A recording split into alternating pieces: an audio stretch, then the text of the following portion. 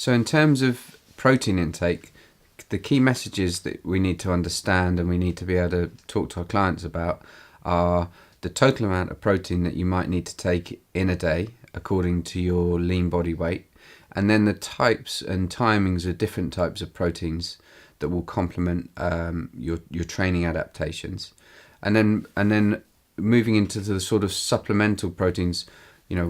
Is it good for them to take a whey protein? Do they need amino acids? Do they need branch chain amino acids, essential amino acids to complement and help them recuperate and recover from training? But the first thing to understand for us is the role that protein plays in the body. Now, essentially, our body structures are built from protein. So, bone's got a major protein component being made up of about 50% protein matrix. Muscles are obviously made from proteins, but other elements in the body made purely from protein. So the immune system is protein based.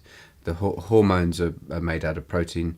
Neurotransmitters are based on protein. So an anecdotal common bit of feedback is once you increase someone's protein intake and drip feed nice little bits of protein throughout their daily intake, they often feel a little bit more energetic. They often report aching a little bit less from training because the muscles are being given adequate amino acids to facilitate recovery and repair.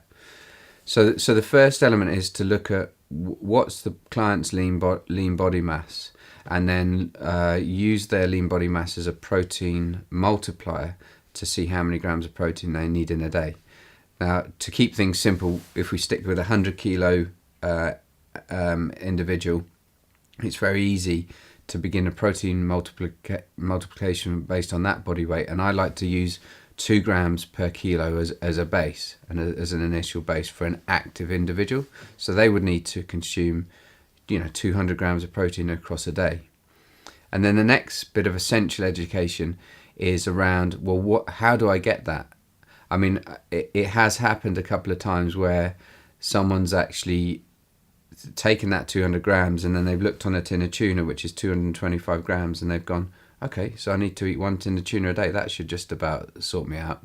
And then 2 days later they're complaining of headaches and fatigue because they're drastically under-consuming adequate protein. So it's not the total grams of the protein-containing element. It's the grams of protein. So a 225 tin of tuna will only have about 25 grams of protein in it. Most other animal meats will contain roughly the same amount. An egg's got about 8 grams.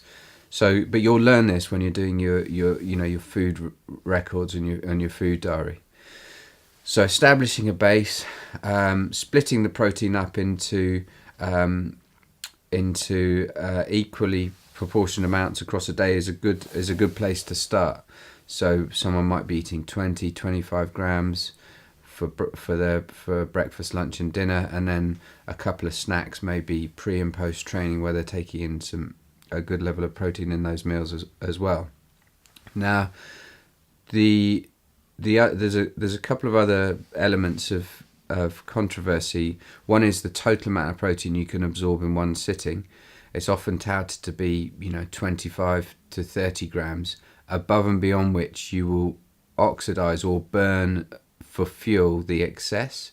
Now that is that's true according to studies. If you take in an excess of anything, you'll oxidize it and burn it off and possibly use it for energy.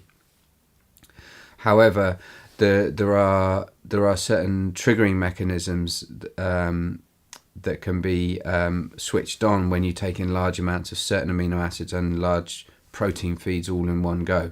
And what we know is if you look at your total daily protein intake, that's actually more important for something's called net nitrogen retention, which is basically how much of the amino acids you hold on to versus how much you excrete. All of this is important because essentially what we're trying to drive is an increase or a sustained development of the lean muscle mass, so making people stronger, increasing their muscle mass, and offsetting the decline in muscle mass that occurs naturally if you don't do weights and don't eat enough protein as we get older. One thing that happens as we get older is we we lose the ability to assimilate and digest proteins as efficiently. So for an older population, actually a large protein feed appears to be more anabolic and more protective for lean body mass than drip feeding the smaller amounts of protein in throughout the day. So we have to think, about the age of the person we're advising, the level of activity and training that they're doing, and we will manipulate and flex the protein intake up and down, just like we do with the carbohydrates. Sometimes going to 2.5 grams with elite, bodybuilders, rugby players, strength and power athletes, maybe even going to 3 grams per kilo for certain periods of intensive training. So there you have it. So we need to establish your lean weight by measuring your body composition, do protein multipliers based on your lean weight, choose your proteins and drip feed them throughout the day, possibly considering larger protein feeds at certain times if age and the training demands merit that as a strategy.